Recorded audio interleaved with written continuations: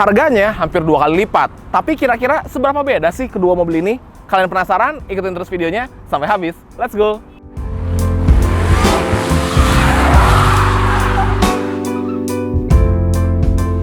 Halo Sobat Setir, selamat datang di Setir Kanan. Balik lagi sama gue Narendra, dan pada kesempatan kali ini di sebelah gue ada sebuah mobil performance. Ya, ini adalah Hyundai Ioniq 5N. Mobil ini mengambil platform dari itu yang di sebelahnya, Hyundai Ioniq 5. Dan pada video kali ini gue mau ngebahas sekiranya seberapa beda sih kedua mobil ini, yang dimana Ioniq 5N ini kan sebenarnya Ioniq 5 yang dikasih steroid ya, yang dikasih teknologi yang lebih canggih, dikasih tenaga yang lebih besar. Tapi pertanyaannya, seberapa bedanya? Karena memang harganya itu hampir 2 kali lipat Sobat Setir. Langsung aja kita mulai dari segi eksteriornya.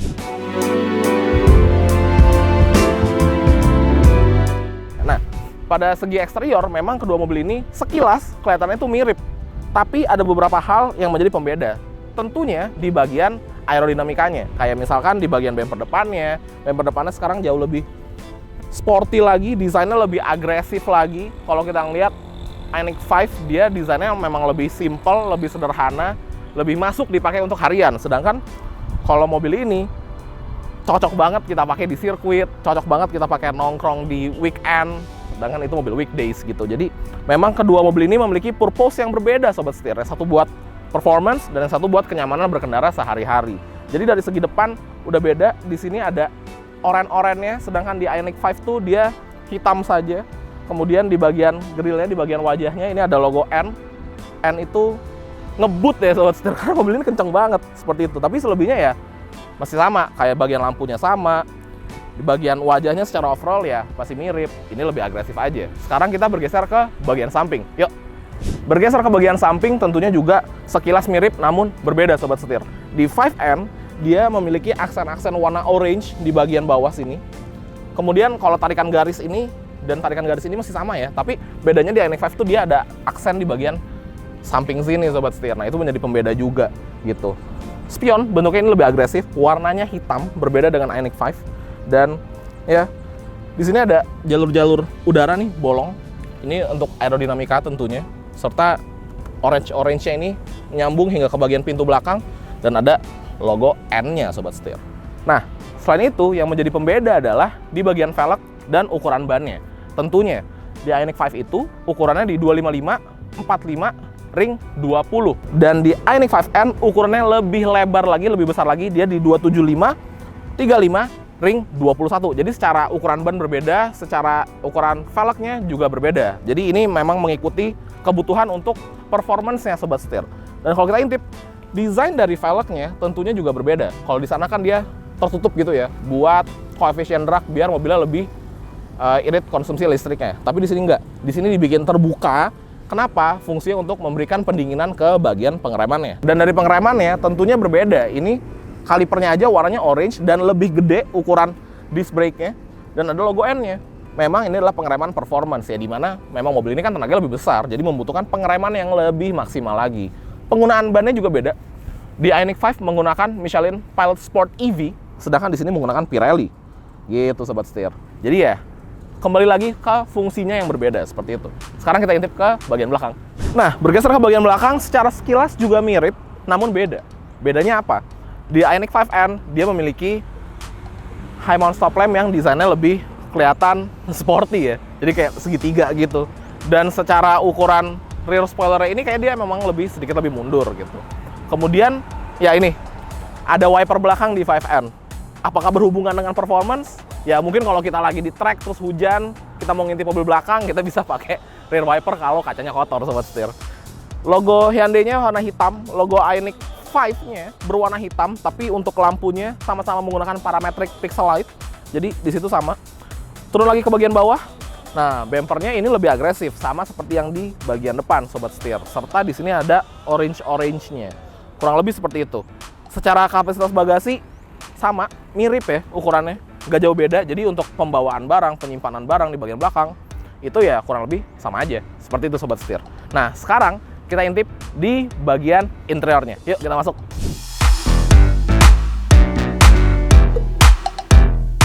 Nah, Sobat Setir, masuk ke dalam interior sebenarnya kurang lebih masih mirip-mirip nih.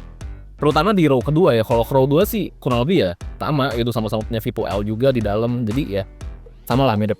Di bagian dashboard ini desainnya juga secara base dashboardnya juga ini sama sobat setir. Paling perbedaan di warna aja. Kalau di 5N ini interiornya dia didominasi oleh warna hitam, sedangkan kalau di 5 dia lebih ke perpaduan antara hitam dengan putih di bagian plafonnya. Seperti itu. Yang menjadi pembeda adalah tentunya di bagian center console ini beda. Dia ada wireless charging di sini posisinya. Jadi kalau E5 kan dia lebih di sini ya posisinya, nggak ke tengah. Jadi kita bisa nyebrang dari kanan ke kiri, kiri ke kanan. Kalau di sini nggak bisa, udah full terhadap konsol. Terus colokan-colokan juga di sana ada, bedanya di sini C kebanyakan colokannya. Kemudian untuk pengaturan AC juga masih sama mirip. Yang menjadi pembeda utama adalah di bagian dua hal. Yang pertama di joknya. Ini joknya semi bucket seat, dia lebih meluk, jauh lebih meluk, dan pengaturannya manual, jadi nggak elektrik. Tapi kelebihannya yang berhubungan dengan performance adalah posisi duduknya yang jadi rendah banget. Ini posisi duduknya jauh. Tuh sampai berkali-kali gue bilang jauh lebih rendah jika dibandingkan dengan Ioniq 5. Kemudian di bagian steering wheel ini juga berbeda. Steering wheelnya lebih sporty, ya tentunya karena ini adalah steering wheelnya M. Dia ada berbagai macam buttons di sini. Bentuknya juga beda, lebih enak dipegang, lebih kokoh, dan tentunya bobot beloknya juga beda. Nah, nanti yang berhubungan dengan driving, abis ini kita jalan. Gitu sobat setir. Selebihnya sih ya, kurang lebih mirip-mirip. Kecuali di bagian head unit dan instrument clusternya. Nah, untuk head unit dan instrument clusternya, perbedaannya ada di bagian frame-nya. Jadi dia didominasi oleh warna hitam. Kalau di 5 itu warna putih, warna hitam biar kita ketika driving lebih fokus lagi. Jadi nggak silau gitu loh sobat setir. Nah, secara interface-nya memang berbeda karena ini menggunakan OS yang terbaru. Jadi dia mirip dengan Hyundai generasi terbaru. Kalau di 5 itu dia masih pakai OS yang sebelumnya. Seperti itu. Dan menjadi pembeda utama adalah N-Mode. Ini yang nggak dimiliki oleh Hyundai Ioniq 5. N-Mode ini itu kita dapat mengatur keperformansan dari mobilnya. Di sini ada N-Torque Distribution. Jadi kita bisa ngatur distribusi torsi antara motor listrik depan dan belakang. Tuh, kita bisa max ke depan dia jadi full front wheel drive. Kita bisa ngatur 50-50. Nah, ini idaman untuk di sirkuit. Atau kita mau sedikit beraksi, kita bisa geser ke motor listrik bagian belakang seperti itu. Kemudian di sini juga ada end pedal. Kita bisa ngatur kita mau posisinya seperti apa yang enak untuk end pedalnya. Dia tuh berpengaruhnya ke ini ya sobat setir. Berpengaruh ke respons dari gas dan recuperation-nya seperti itu. Ada end race juga. Ini kita bisa activate. Jadi dia full mode race mobilnya. Kemudian ada end drift optimizer. Nah, ini bisa kita activate kalau kita mau drifting mobil itu capable, bisa kita atur. Kita mau level 1 hingga level Pro. Tapi level Pro ini dia extreme slip ya sobat setir. Jadi kita harus lebih berhati-hati lagi. Seperti itu kurang lebihnya. Dan juga di sini ada end battery. Nah, end battery ini kita bisa ngatur baterainya sesuai dengan penggunaannya. Kita mau drag, kita tinggal bisa siapin baterainya ke track mode. Kalau kita mau track, kita juga bisa siapin ke track mode. Jadi ini tuh buat mengatur, mengadjust preconditioning suhu dari baterainya. Kurang lebihnya seperti itu. Dan juga di sini kita bisa ada performance options dan ada active sounds. Nah, ini kita juga bisa milih nih ke skip. Kita mau suaranya seperti apa? Karena kan dia punya artificial sound. Ini gue lagi pakai ignition. Bisa kita ref kayak gini. Oh, ini adalah suara mesin ignition. Ini pollution. Waduh, suaranya sangat-sangat komputer sobat setir. Bisa supersonic juga. Kalau gue sih suka ignition ya. Oh, mantap banget. Ada crack coil lagi di belakang.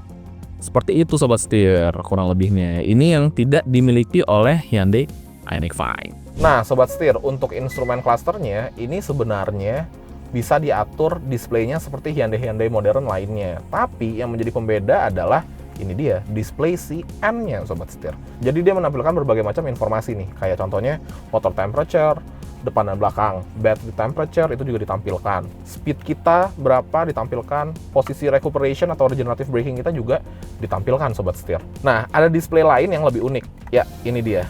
Itu dia berubah menjadi RPM nih yang di display. Ini kita masuk ke mode simulasi kendaraan bensin sobat setir.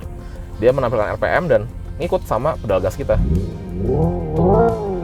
Jadi dia bisa ada RPM-nya dan lebih fun to drive juga tentunya. Dan kalau kita pakai si pedal shift-nya, dia akan menampilkan posisi gigi seperti itu. Karena ya balik lagi, ini kan mode simulasi mobil bensinnya.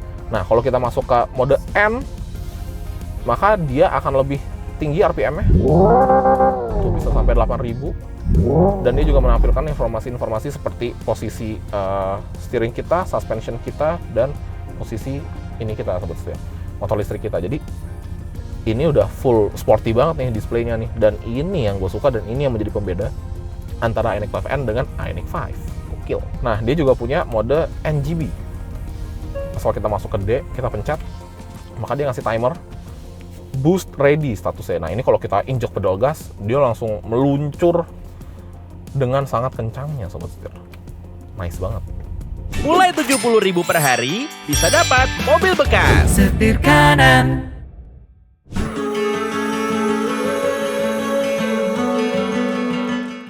Nah, kita mulai dulu dari Ioniq 5. Jadi ini sebagai benchmarking ya. Yang pertama mau gue bahas posisi duduknya. Tentunya posisi duduknya berbeda dengan 5N. Di Ioniq 5 itu lebih tinggi, yang dimana kita lebih commanding juga ngeliat ke sekitar, lebih gampang bawa mobilnya. Nah, jok tinggi ini juga berpengaruh ke ketebalan joknya. Di sini joknya lebih tebal, jadi emang fokusnya lebih ke kenyamanan.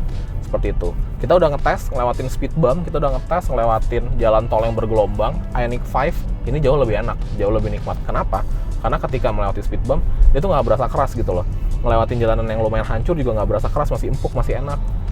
Ketika kita ngelewatin jalan tol yang bergelombang, dia tuh mengayunnya tuh mengayun terasa mewah lah, bukan mengayun yang bikin mual ya. Dan juga kan mobil ini berat, baterainya besar, sobat setir, jadi enak gitu bantingannya.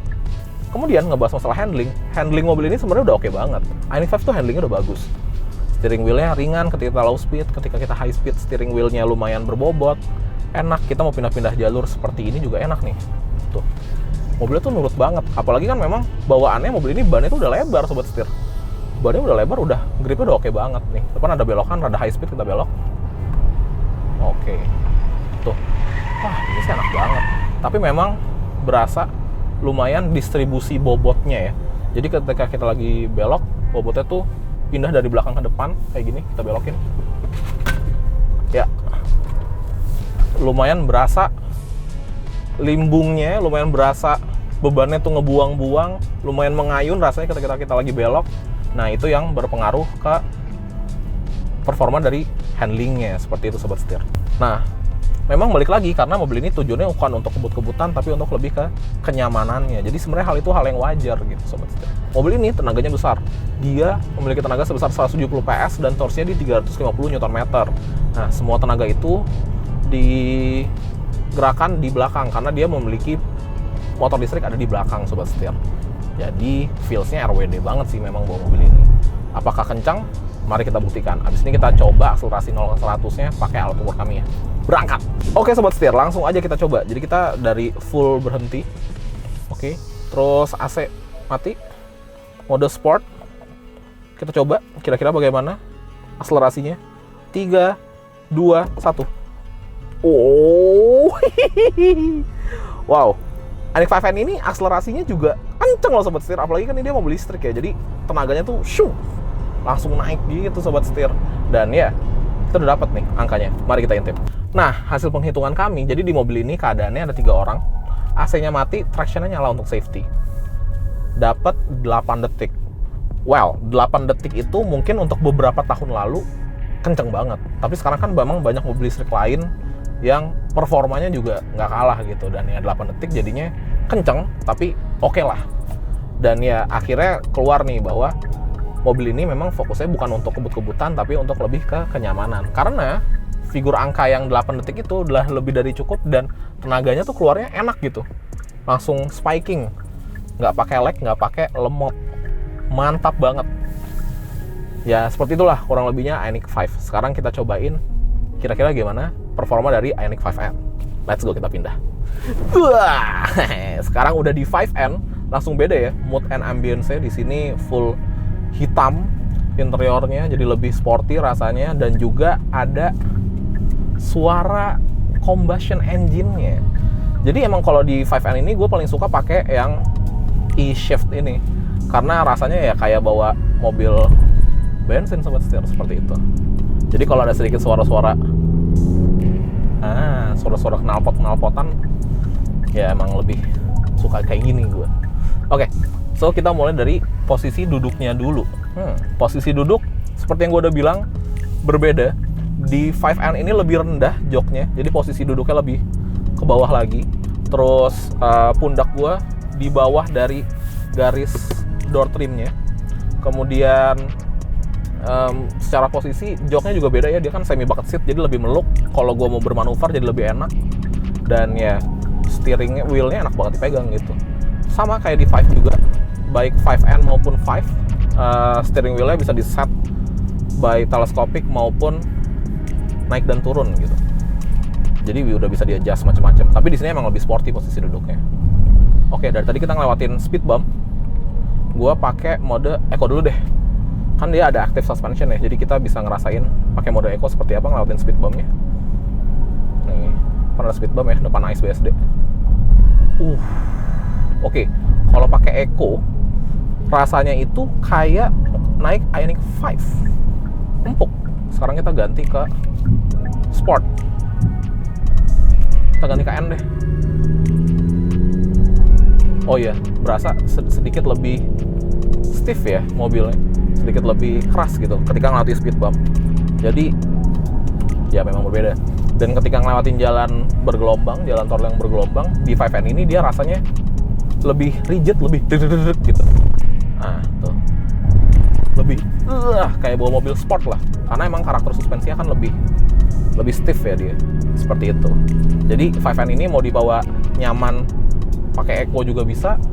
Mau dipakai ala sports car itu juga dapat feel-nya sobat setir. Oke, sekarang kita mau coba belok. Gue pengen pakai driving mode yang N. Nah, di N ini dia tuh lebih high revving ceritanya, dan shiftingnya tuh RPM-nya bisa sampai lebih tinggi, bisa sampai 8.000-an, yang dimana kalau kita pakai sport itu cuma sampai 7.000 sobat setir. Dan rasa suara artificial sound-nya memang lebih berisik di sini. Nah, tarik, kita tunggu di depan ada belokan. Untuk low speed-nya sih steeringnya memang lebih berat, dan beratnya tuh nggak artificial gitu, rasanya kayak beneran berat mobil ice, nice banget. Depan belok ya.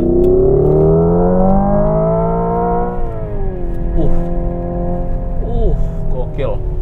Belok lagi.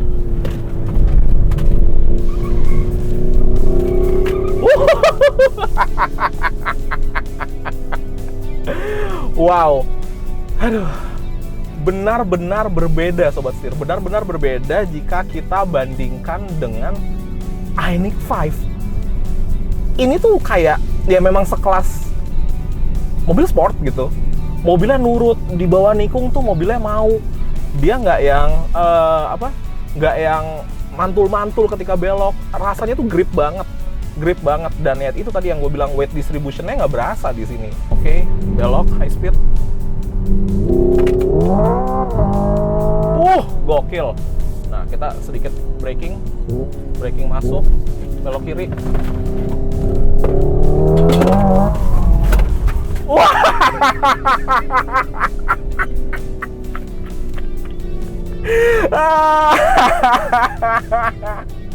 Wow, tenaganya gede banget, gripnya juga dapet, tapi kalau kita gas dikit, wah dia langsung ngebuang gitu sobat setir. Benar-benar fun to drive banget sih.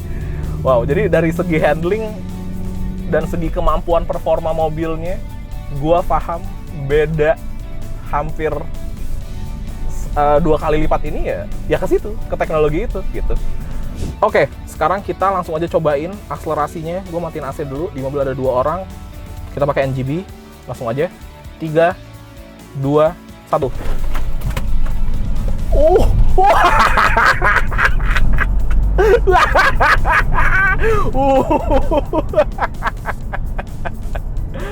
Wah, gue speechless sih, sobat setir. Gue bahkan nggak sempet ngomong, udah sampai 100. Oke, sekarang kita lihat kira-kira dapat angka berapa. Ntar gue matiin dulu suara artificialnya. Oke. Nah, sobat setir, jadi dari hasil pengujian kami mendapatkan angka di 3,6 detik. 3,6 detik itu dalam keadaan kita datang, kita matiin AC, pakai NGB, dan ya udah langsung gas aja, nggak pakai preconditioning apapun. Nah, bayangkan kalau kita udah persiapan dulu, kita preconditioning dulu mobilnya, dan gue sendiri, itu mungkin bisa lebih kencang dari klaimnya, yang dimana klaimnya Hyundai itu di 3,4 detik. 3,6 detik, ini kencang banget. Bagi gue, rasanya real banget 3,6 detik. Dan ya, kencang gitu. Gokil sih. Nah, ngebahas masalah e-shift, ini tuh beneran fun to drive banget sih. Jadi kita bisa ya kayak pakai dual clutch gitu, dia otomatis mengganti dengan cepat sekali, atau kita mau kayak pedal shifter, kita bisa ganti sendiri. Oke, kita gas ya.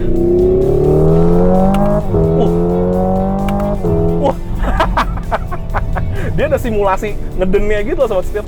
Kita downshift nih, kita dengerin suaranya. Enak banget. Gokil. Ini tuh semua artificial, baik suaranya, rasa ganti giginya, semuanya artificial. Tapi terasa sangat-sangat nyata, terasa sangat-sangat real. Ya, memang pengembangan teknologi dari 5N ini nggak main-main. Baik dari segi performanya, dari ya ini e-shiftnya, dari akselerasinya, pengeremannya, ya emang serius. Ini adalah mobil yang serius. Nice banget. Nah, jadi gimana menurut Sobat Setir? Apakah beda antara kedua mobil ini? Ya, kalau menurut gue sih beda banget. Memang menggunakan platform yang sama, tapi yang 5 on steroid alias 5N ini memang jauh lebih tinggi performanya jika dibandingkan dengan Ioniq 5. Baik dari segi nikungnya, bantingannya, beloknya, kencengnya, ya emang ini lebih unggul. Tapi kalau ngebahas masalah nyaman-nyamanan, Ioniq 5 juga nggak kalah nyaman Sobat Setir. Jadi ya, perbedaan sekitar 2 kali lipat ya, karena mobil ini kan hampir 1,4 miliar, sedangkan yang ini 800 jutaan untuk signature long range-nya. Jadi ya, perbedaan itu kita bayarkan untuk teknologinya, untuk R&D-nya, untuk segala kecanggihan dan performa yang kita dapatkan di 5N ini, gitu Sobat Setir. Nah, jadi kalau kalian gimana nih? Kalian lebih milih 5N untuk penggunaan harian dan weekend, atau 5 aja cukup untuk harian dan weekend kalian? Tulis pendapat kalian di kolom komentar di bawah. Oke, kalau gitu jangan lupa untuk klik like, komen, dan subscribe, serta follow TikTok dan Instagram kami di @setirkanan_official. Gua Narendra, sampai ketemu lagi di video selanjutnya. Salam setir kanan. Harian dan weekday. Salah. Ulang.